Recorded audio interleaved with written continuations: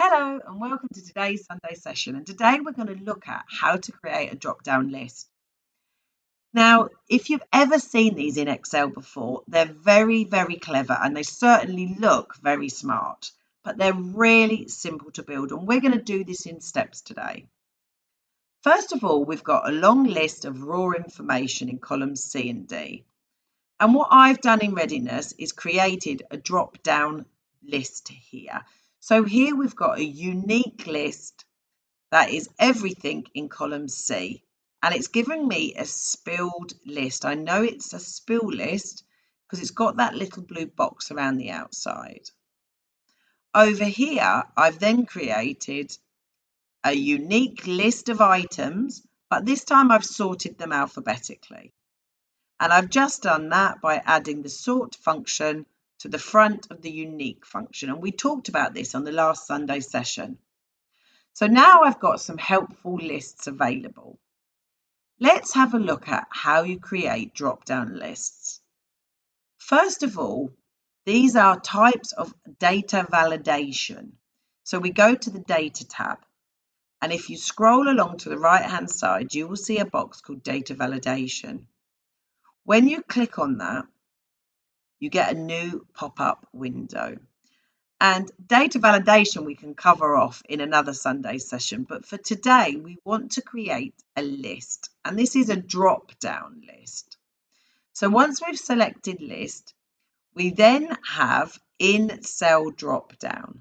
So this is what's going to give us the little arrow that we can click and then drop down in a list. And I'm saying ignore blank cells because I don't want blank information. Now, the very basis of how it works is you're providing it with a list of information.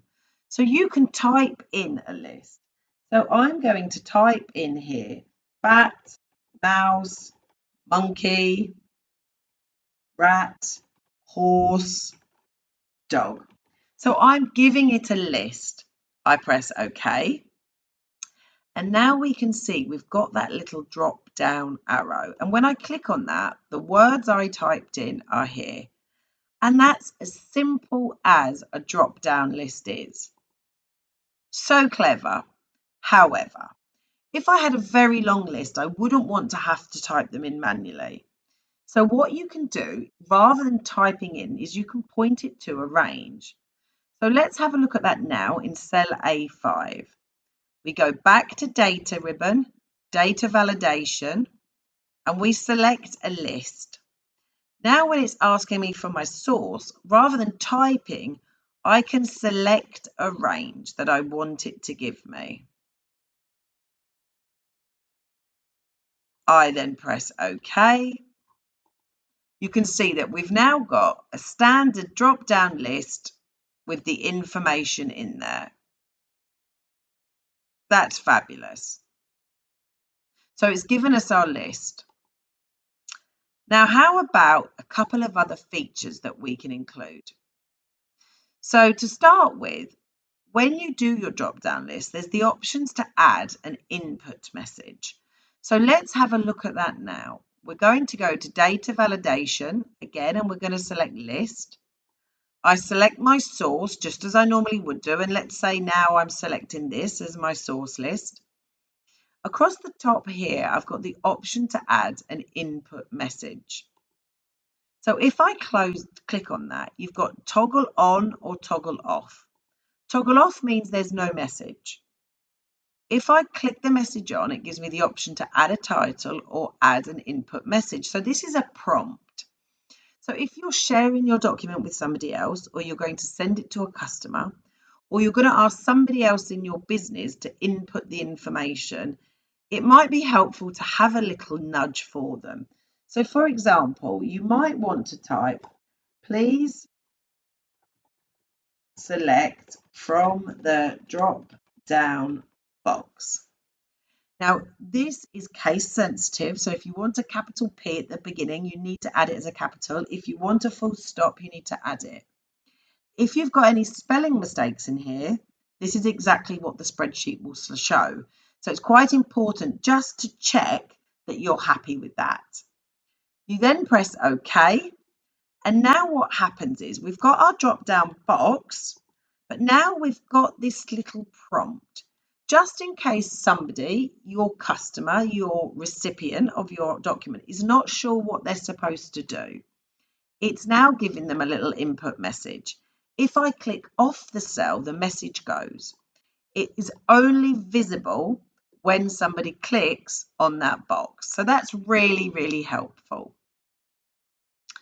Something else I want us to look at now is adding an error message.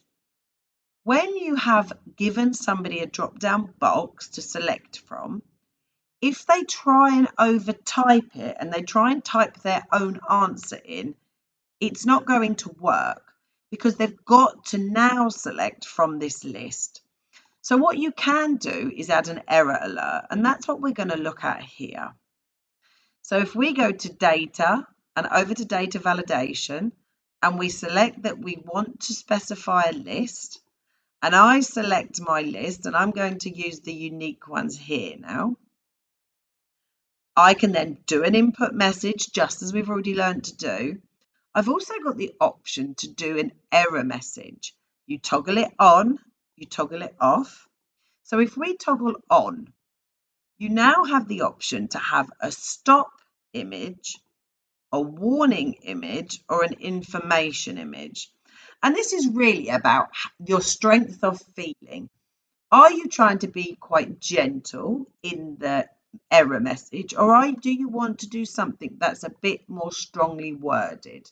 The choice is yours. For this occasion, I'm going to select information.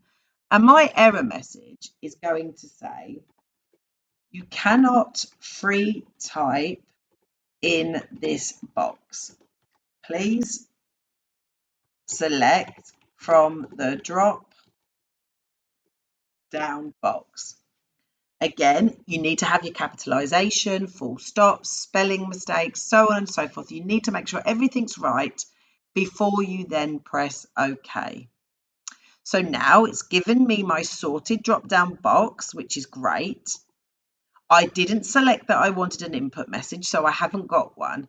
But now it should select an error message. So if I try and type into this box and press enter, I've now got my information bubble pop up, and it's given out the words that I typed into the error message. So again, this is another hint for somebody to say what you're asking them to do, which essentially is to select from that drop-down box.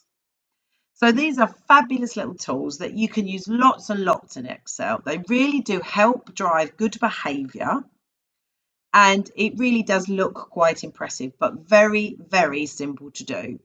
I hope you found that helpful, and I look forward to seeing you on the next Sunday session. Thank you.